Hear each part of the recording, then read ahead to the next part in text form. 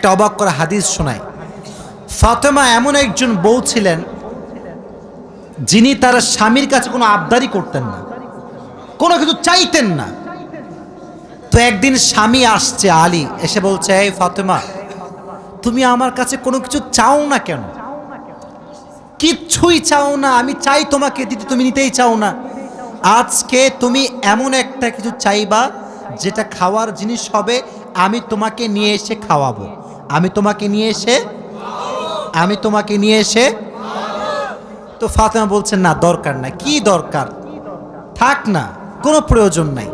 তো আলী আজকে নাসরবান্দা, না আমি খাওয়াই ছাড়বো আজকে, বলো কি খাবা। তো চাওয়ার একটা লিমিটেশন আছে।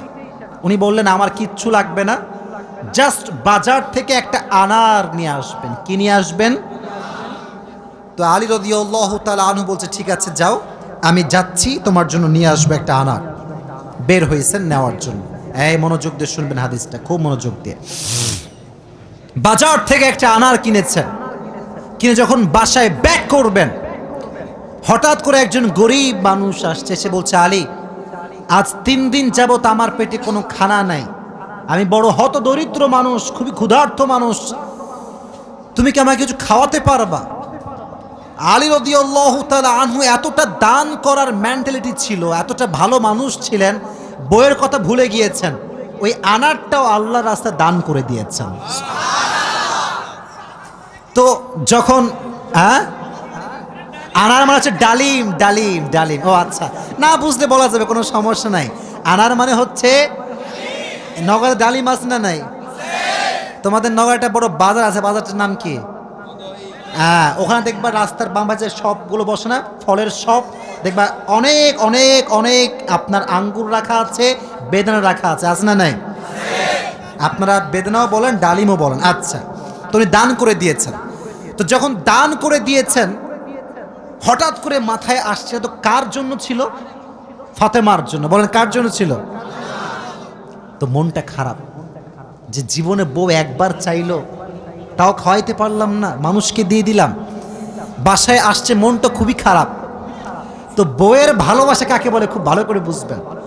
আলী যখন গেটটা খুলেছে, ফাতেমা যখন আলীর চেহারার দিকে তাকাইছে, বলছে, আলী, নিশ্চিত তুমি আমার বেদনা, আমার ডালিম তুমি আল্লাহর রাস্তায় দান করে দিয়েছো। সুবহানাল্লাহ পড়ে।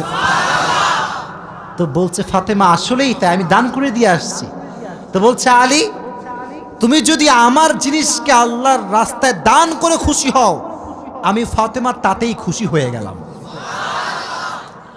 অবাক করা বিষয় দেখেন, হঠাৎ করে একজন মানুষ বাসার গেটে নক করেছে, এই কেউ কি আছে বাসায়? গেট খুলেছে, তো দেখছে গেটের বাইরে দাঁড়িয়ে আছে একজন সাহাবী, তার নাম হচ্ছে সালমান ফারসি। তার নাম কি? এদিকে পেছনে কিয়ামত হয়ে যাক, তোমরা আমার দিকে তাকাও। তার নাম কি? সালমান ফারসি। বলছে, কি হয়েছে আপনার, হঠাৎ করে আপনি আমাদের বাসায় আসছেন? বলছে, নবীজি তোমার জন্য 9টি আনার হাদিয়া পাঠিয়েছেন। আপনার সুবহানাল্লাহ পড়তে পারলেন না? কয়টি আনার? আরো জোরে। তো আলী বলছেন, নো, এটা আমার না, এটা আমার হতে পারে না। সালমান ফারসি বলছে, কেন? এটা তোমার জন্য পাঠিয়েছে। আলী বলছে, ভালো করে চেক করো, এটা আমার জন্য হতে পারে না। বলছে, কেন? বলছে, আল্লাহ তাআলা কোরআনে বলেছেন, মান জাআ বিল হাসানাতি ফালাহু আশরু আমসালিহা, যে আল্লাহর রাস্তায় একটা দিবে, আল্লাহ তারে 10 গুণ বাড়ায় দিবে। তাহলে আমার তো 9টা হবে না, আমার হবে কয়টা? তো সালমান ফারসি এই কথা শুনে আবার পকেটে হাত দিয়েছে, হাত দিয়ে আর একটা বের করেছে, বলছে, নবী তোমাকে 10টাই দিয়েছে, আমি জাস্ট পরীক্ষা করছিলাম। সুবহানাল্লাহ পড়েন। তো চাইলেও একটা ভালোবাসা লাগে, আর যে আল্লাহর রাস্তায় দান করে তার আরো বেশি বাড়ায় দেয়। একজন আওয়াজ দিয়ে বলেন, তিনি কে? আর একটা রেওয়ায়াত বলি, একদিন ফাতেমা রাদিয়াল্লাহু তাআলা আনহা সুতা বিক্রি করলেন। কি বিক্রি করলেন? সুতার দাম হচ্ছে 6 দিরহাম। কয় দিরহাম? আচ্ছা, তো বলছে, হে আমার স্বামী আলী, 6 দিরহাম নিয়ে কয়েকটা রুটি নিয়ে আসো হাসান এবং হোসাইনের জন্য। কার জন্য? হাসান এবং হোসাইন কার সন্তান? ফাতেমা এবং আলীর সন্তান। তো অবাক করে একটা রেওয়ায়াত, আমি জাস্ট গতকালকে এটা পড়লাম, এটা আমি আগে জানতাম না। তো বের হয়েছে বাসার থেকে রুটি কিনবার জন্য। কি কিনবার জন্য? রুটি কিনে ফেলেছে। Just he was coming back to home, বাসায় আসছিলেন। হঠাৎ করেই গরিব আসছে, অসহায় মানুষ।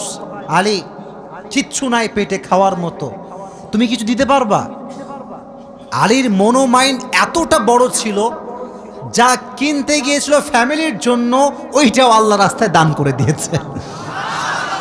জোরে সোরে পড়ুন সুবহানাল্লাহ। সন্তানের জন্য খাবার আপনি কিনেছেন, কিন্তু দান করে দিয়েছেন, কিন্তু ভেতরে একটা কষ্ট আছে না নাই? দেখো এই যুবকেরা, প্লিজ প্লিজ লাফালাফি করো না, এদিকে আমার দিকে একদম স্থির হয়ে থাকো, চুপচাপ স্থির থাকো। কারণ নওগাঁর মানুষ তো এরা অভদ্র ঘরের সন্তান, এরা সব ভদ্র ঘরের সন্তান, ঠিক না? চুপচাপ থাকেন। তো যখন ফিরে আসবেন, হঠাৎ করে একজন লোক আসছে, এসে বলছে, আলী তুমি কি এই উটটা কিনবা? উট? বলেন কি? তো আলী বলছে, না ভাই, টাকা পয়সা নাই, কেনার সম্ভব না। তো বলছে, তোমাকে আমি এইটা এখন দিচ্ছি, তোমার যখন বিক্রি করার সুযোগ হবে তখন বিক্রি করবা, তোমার লাভ তুমি রাখবা, আর আমারটা আমাকে দিলেই হবে। তো আলী বলছে, ঠিক আছে দাও। জাস্ট উটটা নিয়েছে, উট নিয়ে বাসায় ব্যাক করবে, আবার আরেকজন আসছে, বলছে, ভাই এর দাম কত নেবেন বলেন? বলছে, ভাই আপনি দাম বলেন। যে উটের দাম হোক 200 দিরহাম, ওই লোক আগেই বলছে, আমি এটাকে তোমার কাছ থেকে 300 দিরহাম দিয়ে ক্রয় করে নিব। নিয়ে নিয়েছে উট। তাহলে আগে ছিল মাত্র কয় দিরহাম, এখন তিনি কয় দিরহামের মালিক হয়ে গেলেন? সুবহানাল্লাহ পড়তে পারলেন না? এখন এই যে 300 দিরহামের মালিক যাকে দিবে, লভ্যাংশ খুঁজে পায় না। কই গেল লোকটা? লোক আর খুঁজে পায় না, না পেয়ে বাসায় আসছে। যখন গেট খুলেছে, গেট খুলেই দেখছে নবীজি তার বাসার ভেতরে বসে আছে। বলছে, আলী আজকের ঘটনা তুমি বলবা নাকি আমি বলবো? বলছে, নবী আপনিই বলেন। বলছে, তোমার কাছে সর্বপ্রথম যিনি উট বিক্রি করেছিলেন তিনি আর কেউ নন, তিনি হচ্ছেন জিবরাইল। আর যিনি ক্রয় করেছেন 300 দিরহাম দিয়ে, সে কোনো মানুষ নয়, তিনি হচ্ছেন ইসরাফিল। কেন নবী, এটা কেন আমার সঙ্গে হলো? বল, তুমি যে নিজে না খেয়ে মানুষকে খাওয়াইছো, এটা আল্লাহর কাছে বড্ড ভালো লেগেছে। তো আল্লাহ তোমার এত বেশি বাড়ায় দিয়েছে যে তুমি কল্পনাই করতে পারো না। সুবহানাল্লাহ পড়েন। তাহলে প্রিয় ভাইয়েরা, আল্লাহর রাস্তায় দান করার জন্য আলী এবং ফাতেমার থেকে শিক্ষা নেওয়ার দরকারটা আছে না নাই? যতটুকু পারি নিজেও খাবো, মানুষকেও দিব। নিজে খাবো, মানুষকে দিব না, এটা স্বার্থপর ছাড়া কিচ্ছু হতে পারে না। আমরা স্বার্থপর হব না, ভালোবেসে যাব। আল্লাহ ভালোবাসার মন আমাদের দান করুক, পড়না আমিন। আর একটা হাদিস, আচ্ছা বলেন তো পরিবারের, আচ্ছা এখানে সব যুবক আমার মনে হয় আমরা মধ্যবিত্ত পরিবারের সন্তান, ঠিক আছে না প্রিয় ভাইয়েরা? শোনেন একটা কথা বলি, অনেক সময় অনেক যুবকের মন খারাপ হয় যে হুজুর শখের একটা R15 নাই, শখের একটা আইফোন নাই, ঠিক আছে না প্রিয় ভাইয়েরা? শখের একটা গাড়ি নাই, শখের একটা বাড়ি নাই। অনেকের এটা কষ্ট থাকে, না বললে হবে না, এটা মানুষ হিসেবে কষ্ট লাগে, ঠিক আছে, কিন্তু মাথায় রাখবা, এদিকে হাদিস বলছি, গরিবরা, মধ্যবিত্তরা বড়লোকের চাইতে 500 বছর আগেই জান্নাতে প্রবেশ করবে। এবার খুশি না বেজার? এবার হাদিস শোনা। হঠাৎ করে একদিন আলী এবং ফাতেমার ঘরে এতটা অভাব, ভাত নাই, চাল নাই, ডাল নাই, কিচ্ছু নাই, একেবারে 3 দিন যাবত না খাওয়া। কয়দিন? এটাই কম মনে হচ্ছে আপনার কাছে? কম না বেশি? আপনি বিশ্বাস করেন, আজকালকার যুবকরা বডি বিল্ডিং করে, ইভেন তার 6 প্যাক বডি আছে, কিন্তু রোজা রাখতে চায় না। এই এলাকায় মনে হয় নাই? খবর লাগাবেন না, আপনার ভাবিও রোজা রাখে না, খবর লাগায় না। বলবেন যে ভাবি হোয়াট ইজ দিস, রোজা রাখেন না এখন? বলছে বাবা গায়ে শক্তি নাই, দুর্বল। একদিন এক যুবককে বললাম, কিরে তুই আমার ওয়াজ শুনিস না? বলছে অবশ্যই শুনি। তাই রোজা রাখিস না কেন? বলছে যে ভাই রোজা রাখলে বডি কমে যাবে। নাউজুবিল্লাহ পড়তে পারলেন না প্রিয় ভাইরা? কয়েকদিন যাবত না খাওয়া। এবার আলী রাদিয়াল্লাহু তাআলা আনহু বাধ্য হয়ে গিয়েছেন, আর পারছেন না। বলছে ফাতেমা যাও, বাবার কাছে যাও, বলো আব্বাজান বাসাতে খাবার মতো কিছু নাই, আপনার কাছে কিছু হবে খাওয়ার মতো? আহা, ফাতেমা যখন ঘরে আসছেন, নবীজি ঘর খুলে দিয়েছেন। দেখেন বাবা এবং মেয়ের ভালোবাসা কত সুন্দর। ফাতেমা বলেন নাই যে আব্বাজান কিছু লাগবে। যখন গেট খুলেছে, মেয়ের চেহারা দেখেছে, আব্বা বুঝে গিয়েছে মেয়েটা আমার ক্ষুধার্ত হয়ে আমার কাছে এসেছে। সুবহানাল্লাহ পড়ে ডাক দিয়ে বলছে ফাতেমা তোমার অবস্থা কি বলো, কি হয়েছে তোমার? ফাতেমা রাদিয়াল্লাহু তাআলা আনহা ডাক দিয়ে বলছে আব্বাজান আজ 3 দিন যাবত আমাদের বাসায় কোনো ভাত নাই, ডাল নাই, চাল নাই, গোস্ত নাই, কিচ্ছু নাই। আমি আপনার কাছে একজন ক্ষুধার্ত নারী হয়ে এসেছি কিছু নেওয়ার জন্য। তো নবীজি বলছেন এই যুবকেরা এদিকে তাকাও।